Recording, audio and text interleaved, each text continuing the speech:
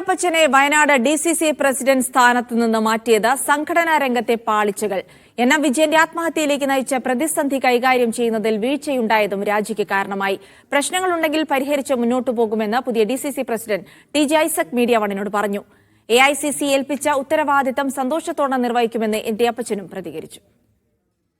കോൺഗ്രസിനകത്തെ സംഘടനാ പ്രശ്നങ്ങൾ നിലനിൽക്കെയാണ് DCC പ്രസിഡന്റായിരുന്ന ND അപ്പച്ചൻ രാജിവെച്ചതും പുതിയ പ്രസിഡന്റായി TJ ഐസക്കിനെ തീരുമാനിച്ചതും. എന്നാൽ ഈ തീരുമാനത്തിൽ പാർട്ടിക്കകത്ത് തന്നെ ചില അഭിപ്രായ വ്യത്യാസങ്ങളുണ്ട്. AICC മെമ്പറായാണ് അപ്പച്ചന് പുതിയ ചുമതല. പാർട്ടി ഏൽപ്പിച്ച ഉത്തരവാദിത്വം നിർവഹിക്കുന്നതിൽ സന്തോഷമുണ്ടെന്ന് ND അപ്പച്ചൻ പറഞ്ഞു.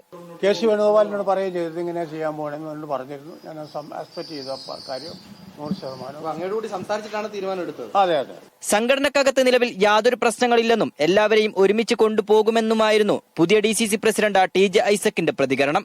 പാർട്ടിയെ ഒറ്റക്കെട്ടായി എല്ലാവരെയും കൂട്ടിയോജിപ്പിച്ച് തെരഞ്ഞെടുപ്പ് വിജയം മുമ്പിൽ കണ്ടുകൊണ്ടുള്ള പ്രവർത്തനങ്ങളുമായി മുമ്പോട്ട് പോകുക എന്നുള്ളത് തന്നെയാണ് ഏറ്റവും പ്രധാനപ്പെട്ട കാര്യം.